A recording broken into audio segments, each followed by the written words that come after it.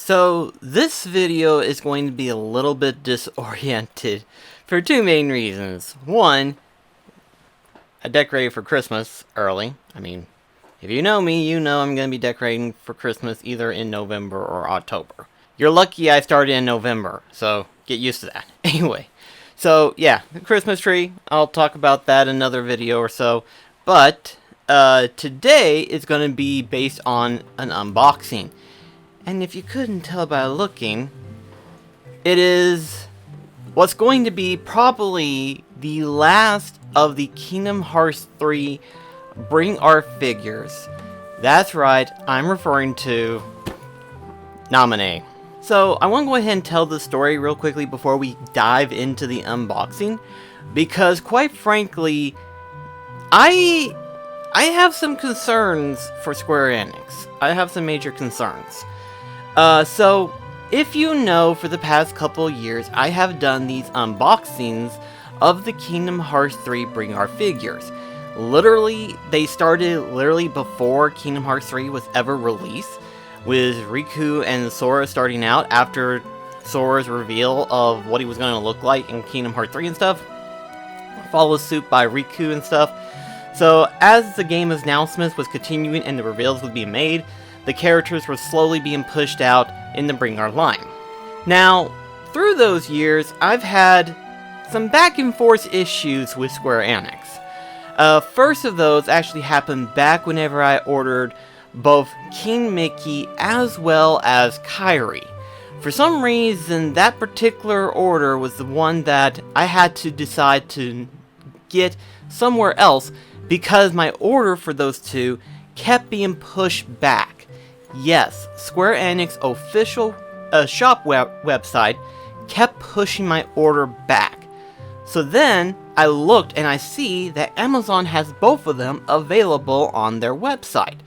Obviously from another seller or something like that. So I was like, okay, well, let's see what happens if I order it from there. It got here within a week later. Meanwhile, Square Enix kept pushing that order back. So I canceled the Square Enix order as soon as I got those two from Amazon, and that was one mishap that I've had so far.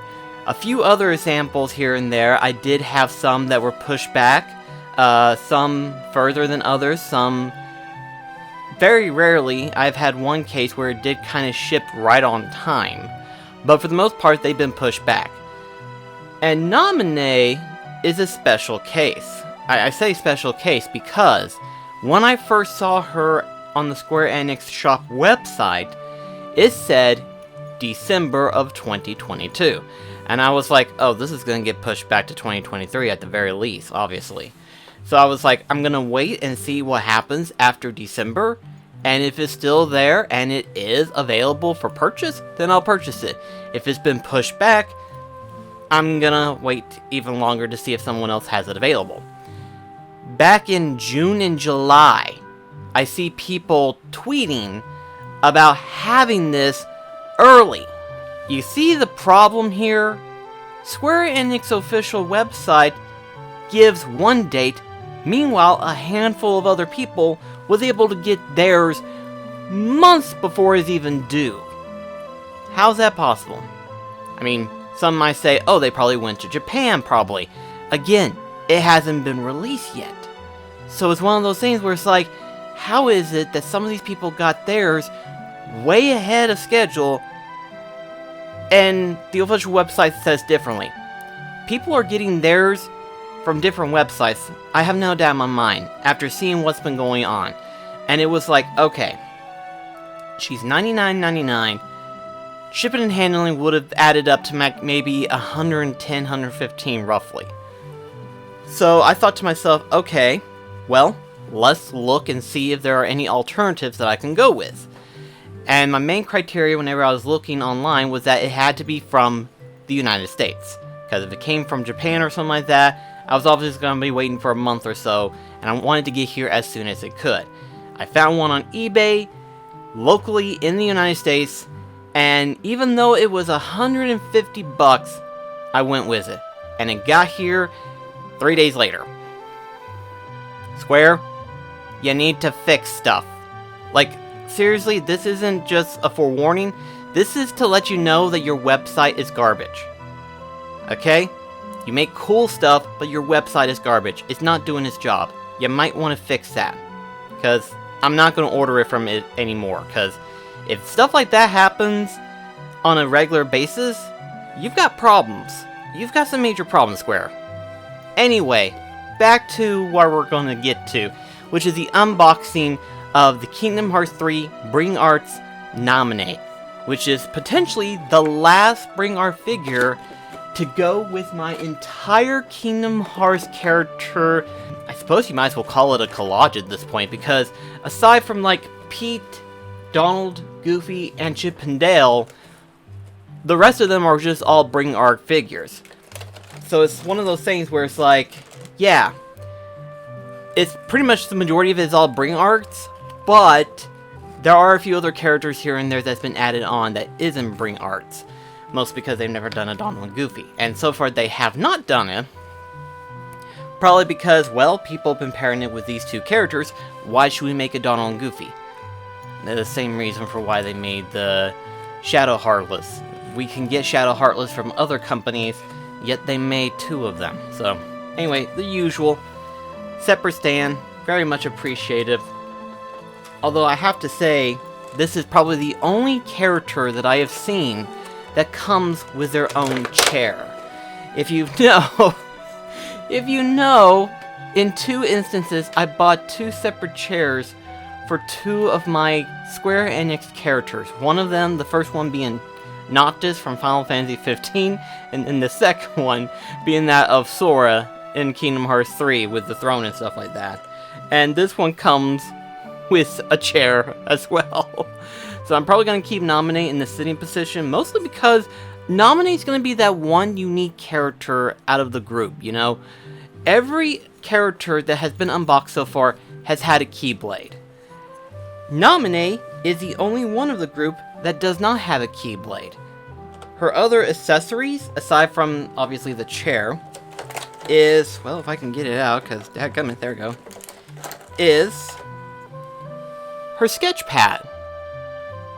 And I have to say, this is really cute, but I also love how accurate they were about her drawing and everything. I'll get a zoom up of it, but that is really cool. The fact that they have one of her sketch drawings on here. That's really cool, and I do appreciate that. That's lovely right there. We have a set of hands here. One of them that has a little coloring pencil at the end of it, which will go lovely with the sketch pad as well. 2 different faces here. We have her happy look, and we have her closed eyes look. I assume her sleeping look. And then we have an attachment, which is her lower half. It's one of those things where I have to say, okay, sure, I can understand it, but that's a little unusual to have a sitting position one, since none of them has actually had one. But I think in order to fit well with the seat, it makes sense. Dadgum, they've got this wrapped like crazy. They've got 2 different sets of plastic. One easy to pull off, and then one that's going to have to require us to remove the head for a brief second. Which, while I'm at it, I'll replace it with the smiling one. Alright then, there we go. She's got her happy face replaced and everything. A little bit of an issue with the head attachment because the neck did not fully come off of her, sadly. So I had to figure out, okay, how am I going to remove that neck attachment? Because the majority of the head replacement have the little neck stub. But apparently this one, the stub came off of the neck, so I had to figure out how to pull the neck part out. But with that being said, now we're going to try to get her to be changed into her sitting position. So this is going to be interesting, trying to figure out how that works. Stop looking, you perverts! Okay, I can honestly say that was probably one of the most weirdest attachments to try to pull off. Let's just move on to us changing her hands, because I'd rather not dive into that little subject any further than I've already had, so. Okay, for a second there I was like, so she draws with her left hand? Because I'm looking at it, and it's like, is she left-handed? I do actually like that. That's actually a really cool little thing to see as a notepad. I mean, obviously, due to Chain of Memories and Kingdom Hearts 2, she has been known to draw and stuff like that. And it's more of visions that Sora has seen, or in some cases, Roxas for that matter. So, it's pretty interesting, nonetheless, to actually see all the details and stuff that this figure has. So, and there we go. Her in her sitting, drawing position. I think out of all the figures, she's probably going to be one of the more unique characters out of the set. Because like I said, she's the only one of the group that does not come with a Keyblade, because naturally she doesn't wield a Keyblade in the series. But her only saying has been that she draws and stuff, so just to see this is it's really cool. I love it. What can I say? It's a really cool figure, and sadly it is the last of the Kingdom Hearts 3 Bring Our Figure line, which is, it saddens me, you know, it saddens me. It's one of those things where it's like, as a collector, you enjoy collecting things, you know?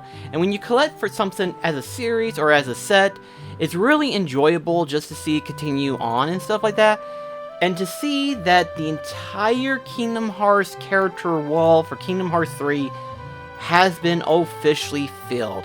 While Record, yes, Donald and Goofy is the exception of the rule, it's nice to see that a full character roster is complete, and that's really neat. I do love that. But unfortunately, Namine's the last one, so it just kind of makes me sad that it's like, oh, I can't continue this series anymore. That's sad.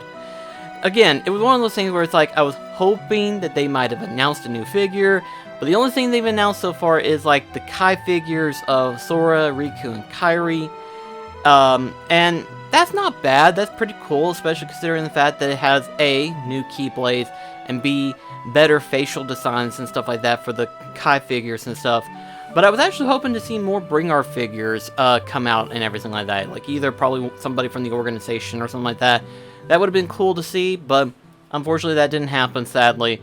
And Namine is officially the last of the Kingdom Hearts 3 Bring Our figures. If we were to get any more Kingdom Hearts Bring Our figures, it's probably going to be towards Kingdom Hearts 4, obviously, with another release of Sora, as to be expected. That, what? Perspective? What the frick? My words are not good. But yeah, the last of the Bring Our figures.